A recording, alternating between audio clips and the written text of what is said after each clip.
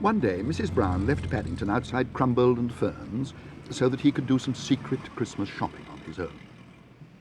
But it wasn't as easy as it looked. In fact, he landed on a tiepin, and it was very painful. Crumbold and Ferns was a very old established shop, and once you managed to get through the revolving doors, it felt as though time had stood still. It was the kind of shop where the assistants were rarely taken by surprise. So when Paddington announced that he'd come to buy a clothesline, the man scarcely raised his eyebrows, especially when he caught sight of the diamond tie-pin on Paddington's duffel coat.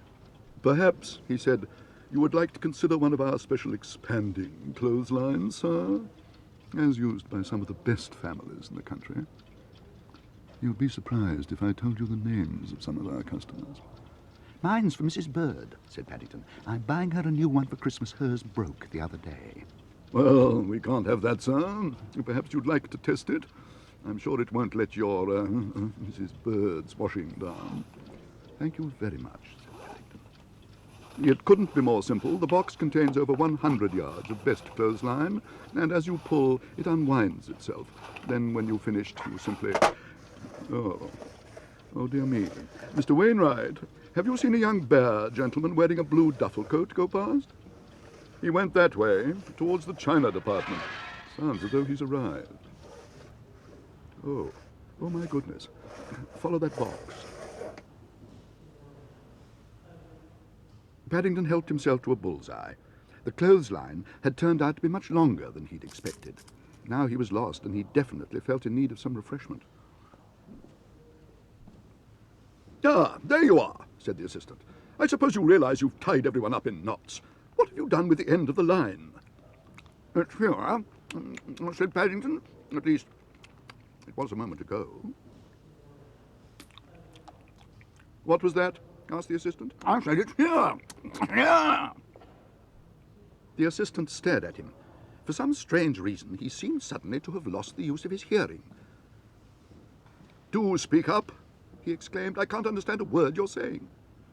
"Oh dear," said Paddington. "I think my bullseye must have fallen in your ear." "Your bullseye," repeated the man. "Fallen in my ear." "I'm afraid it's a bit slippery where I've been sucking it," began Paddington. "You've been sucking a bullseye in Crumbold and Ferns." But for the second time that morning, the assistant found that he was talking to himself. Paddington had decided it was high time he did one of his disappearing tricks again. He arrived outside the shop just as a very important-looking gentleman was about to go in, and they were soon deep in conversation. "That's Sir Gresham Gibbs," whispered the commissioner. "That young bear found a highly valuable tie-pin belonging to him only this morning." "It wasn't very difficult," said Paddington. "I sat on it by mistake." "Nevertheless, an example to us all. James, as a reward, I would like to place my car at your disposal for the rest of the day. James!" "I don't think we shall get back into Crumbold and Ferns for a while. They appear to have some rope caught in their entrance. Perhaps you'd like to continue your shopping elsewhere."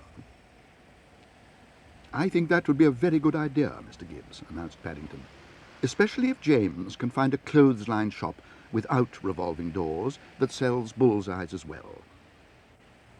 I've left my last one in someone's ear, by mistake."